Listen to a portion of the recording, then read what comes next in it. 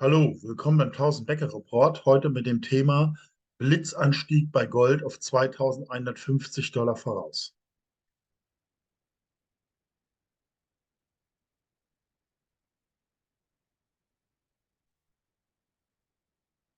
Disclaimer.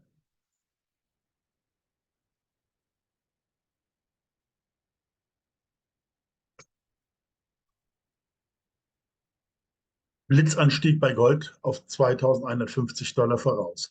Frühere Anstiege bei Gold dauerten oft nur 10 bis 11 Tage, die dann ca. 10% Anstieg brachten. Wenn sich das Muster wiederholt, könnte Gold sehr bald und sehr schnell auf 2150 Dollar. Ja, wenn erstmal die Aufwärtsdynamik kommt, dann geht es unglaublich rasend schnell, wie dieser Statist hier herausgefunden hat, in 10 bis 11 Tagen und dann durchaus eben auch um 10%, was dann eben jetzt von Gold bedeuten würde 2150. Und kann man natürlich auch nicht vorhersagen, aber ich würde sagen, wenn Gold in Bewegung kommt, rechnen Sie mit so einer Geschwindigkeit.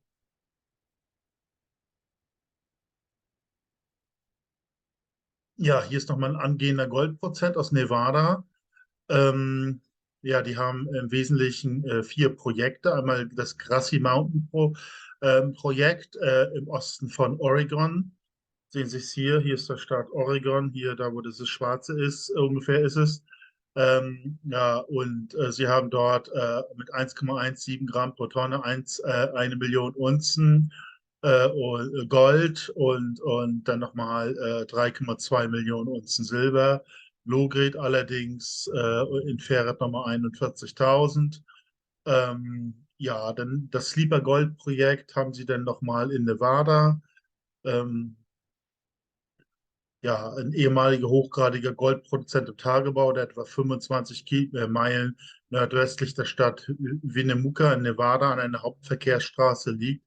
Die berühmte Sleeper-Mine wurde 1986 von 1996 von Amax Gold betrieben und produzierte 1,66 Millionen Unzen Gold und 2,3 Millionen Unzen Silber. 60 Quadratmeilen. Auch da gibt es Measured Indicator, allerdings auch wiederum Low Gold, 3,1 Millionen Unzen Gold und 28 Millionen Unzen Silber und nochmal indicated in Ferret nochmal 1,88 Millionen Unzen Gold. Und dann haben sie eben noch das Projekt Waldkrieg, das sich im bekannten Aurora-Bergbaudistrikt im Mineral County, Nevada befindet und auf einer parallelen Struktur zu jener liegt, die die produktive Tagebauminen Bodi Aurora Borealis beherbergt. Befindet sich auch in der Nähe der Mine Aurora von Heckler Mining. Also sage ich mal, in der Nähe von sehr guten Gebieten. Insgesamt sind es also 5,5 Millionen Unzen Low-Grade, allerdings in dem guten Rechtsgebiet. Das Unternehmen hat Federn gelassen. Ähm, ist also im Grunde genommen jetzt wirklich günstig zu haben. Die Bodenbildung meiner Meinung nach ist abgeschlossen und sollte es jetzt in den nächsten Wochen, Tagen, Monaten zum Goldanstieg kommen, könnte natürlich solche Aktie insbesondere produzieren. Ja, meiner Meinung nach ein interessantes Unternehmen mit einem hohen Potenzialfaktor. Braucht natürlich steigende Goldpreise, wie alle Gold- und Silberaktien. Das ist die natürlich die Frage, kommt es jetzt tatsächlich? Wie immer, keine Kaufempfehlung, aber ich wollte einfach mal interessant zeigen, was für niedrig bewertete angehende Goldunternehmen es hier draußen gibt in guten Rechtsgebieten. Ja, nochmal generell zum Thema Gold. Gold steigt analog der 1970er Jahre von 2000 auf 8.500 Dollar. Es könnte kommen, wenn man die historische Chartdynamik oder die aktuelle Chartdynamik zugrunde legt.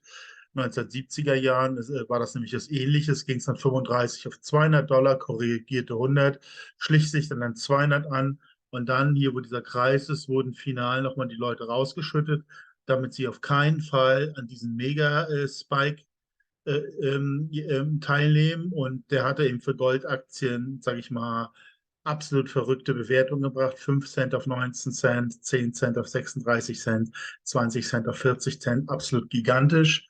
Und wie gesagt, die Leute sollten nicht dabei sein. Die Masse war sicherlich auch nicht dabei. Die hat natürlich dann vermutlich hier zum Höhepunkt Gold gekauft.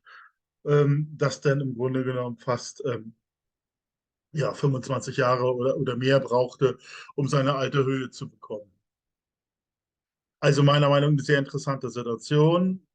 Also wie gesagt, ob es jetzt auf 8.500 $ steigt, das ist damals in einem Jahr passiert, 1979, sehr, sehr fraglich. Vermutlich wird man aber so ein bisschen den Druck rausnehmen und zumindest Gold 2.400 $ und Silber 42 $ zulassen. Und allein das führt schon dazu, dass diese extremst unterbewerteten Gold- und Silberaktien überproportional profitieren.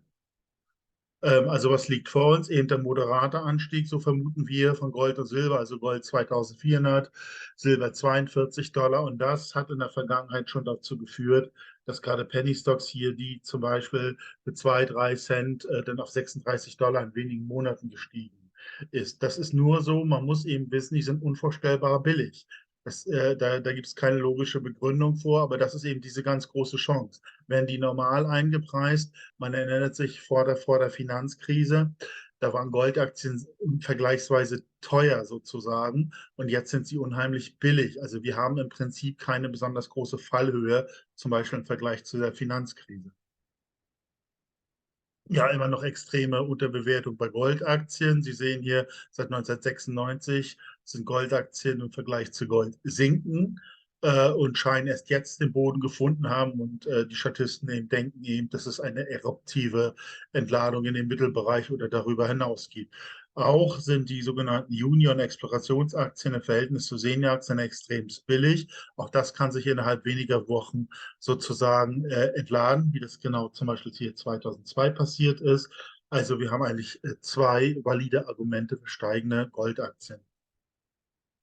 Ja, wie hätte man 1970 den Goldaktienbullenmarkt optimal gespiegelt? Im Grunde genommen Penny Stocks kaufen, Goldaktien kaufen, irgendwo, wo es eben noch nicht Euphorie war, wo die Stimmung negativ war, im Prinzip liegen lassen, bis der Markt hypt, bis er dann gehypt hat, dann die dann verkaufen, wenn wieder Markt ganz heiß ist sozusagen und einfach wechseln in die andere Assetklasse. In dem Fall wäre zum Beispiel Berkshire Hathaway oder auch andere Aktien absolut die richtige Wahl gewesen. Aber wichtig ist, dass man eben die Assetklasse wechselt. Und wenn alle Energie im Gold- und Goldaktiensektor ist, gibt es da kein weiteres Aufwärtspotenzial.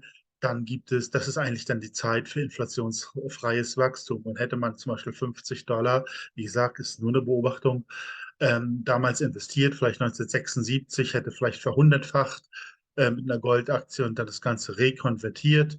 In Top-Aktien wie Berkshire Hathaway hätte man eben 1999 1 Million $ gehabt hätte. Wie gesagt, ist nur ein Blick, wie es gewesen wäre. Ereignis 2, Ereignis 3, Goldaktien werden irgendwann teuer. Goldaktien, wenn sie steigen, sind gleichzeitig auch meines Erachtens ein Krisenindikator. Zum einen fördert das den Appetit der Minen, also der goldproduzierenden Länder natürlich. Extrasteuern, Verstaatlichung, Eingriffe aller Art sind denkbar zunehmend, je wertvoller das Ganze wird. Aber natürlich unser eigenes Bankensystem, wie stabil ist das? Kann man die Gewinne noch dementsprechend auszahlen? Ist es weiter stabil?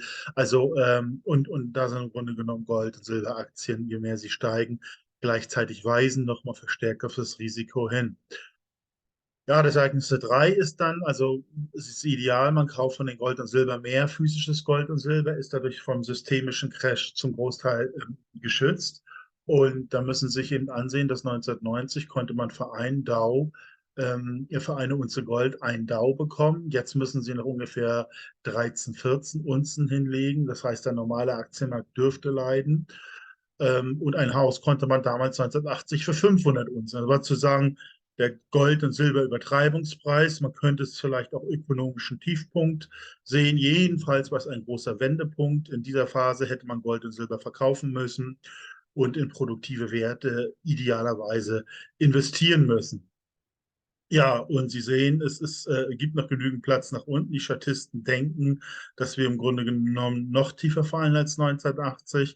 Also kriegt man für eine Unze vielleicht zwei DAU oder sogar 4 DAU. Und ein Haus vielleicht nicht, muss man noch nicht mal 500 Unzen hinsehen, sondern kriegt man vielleicht im Schnitt jedenfalls wenn man dieselbe Berechnungsgrundlage hier ansetzt wie 1980, vielleicht für 250 Unzen, was natürlich außerordentlich attraktiv wäre. Die Charts geben es her. Klar, eine Kristallkugel hat er auch keine. Fazit, wir müssen die Gewinne, also wir müssen im Prinzip die Gewinne aus den verschiedenen Ereignissen multiplizieren. Wir müssen jetzt alles in die Wege leiten und das vom Zerfall der Währung dementsprechend profitieren, dass wir, sage ich mal, mit Hilfe zum Beispiel von Gold und Silber zum Beispiel mehr Gold und Silber kaufen können, zum anderen davon leben können, ohne Gold und Silber bis zum Höchstpreis anbrechen zu müssen, zum Beispiel. Das wäre eine gute Strategie aus meiner Sicht. Und dann zum anderen, wenn dieser Höhepreis, wenn das wirklich eine mega Euphorie bei Gold und Silber ist und alle anderen Assets eigentlich keiner mehr will, dann müsste man rekonvertieren und das ist schematisch dort dargestellt. Also aktuell $200 in Goldaktien, dann die Maximalwerte von Gold und Silber und dann das Reinvestieren, das mit Markt 50 angesehenen Top-Aktien, whatever, gibt dann langfristig 1 Million heutige Kaufkraft. Und auch und das Schöne ist, man kann ja verschiedene, ich nenne es Ereigniskette, man kann ja verschiedene Ereignisketten ansetzen, das sprich verschiedene Goldaktien investieren, Silberaktien natürlich oder auch einfach nur Gold und Silber. Klar, aber dann haben wir eben nicht den Faktor 25 zum Beispiel da drin. Das geht natürlich auch und am Höhepunkt reinvestieren. Jedenfalls eins ist klar, Gold und Silber werden irgendwann diese Maximalwerte erreichen. Ich persönlich glaube auch, selbst wenn ein neues Währungssystem kommt, dass diese Maximalwerte nicht allzu lange bleiben. Damals 1980, klar, da hat man das System noch gerettet, ist dann Silber auch irgendwo von $50 mehr oder weniger auf unter $10 gefallen. Also ich glaube, es gab einen Einbruch um 90%. Und Gold hat sich natürlich etwas besser gehalten. Darauf muss man auch aufpassen. Also Silber wird nicht für alle Zeiten ein gutes Investment sein. Es würde sicherlich eine enorme Euphorie stehen, irgendwann völlig übertreiben etc. Aber das ist nichts weiter als ein Maximierungstool für einfach Top-Assets. Ja, 1000-Becker-Report. Wir versuchen diese Aktien zu identifizieren, nach moderaten, hohen und sehr hohen Risiko zu ordnen, Potenzialfaktor zu rechnen, das Anzahl der Unzen, Grad des Goldes, Länderrisiko, Exit-Strategie haben wir auch entwickelt. Einlagen von Gold und Silber bei der Einkaufsgemeinschaft. Ähm, dass ein Unternehmen zu jeder Zeit an Gold und Silber kommt, eine Überweisung, keine Mindestinvestitionssumme nötig und schon ist hier Gold und Silber in Zollfreilager in der Schweiz eingelagert. Genauso leicht ist auch wiederum der Verkauf. Ja, ganz herzlichen Dank für die Aufmerksamkeit. Würde Sie bitten, meinen Kanal zu abonnieren, wenn Ihnen der Inhalt soweit gefallen hat und vielleicht auch mir ein Like geben. Das würde dem Algorithmus auf die Sprünge helfen. Nochmal vielen Dank und bis zum nächsten Mal.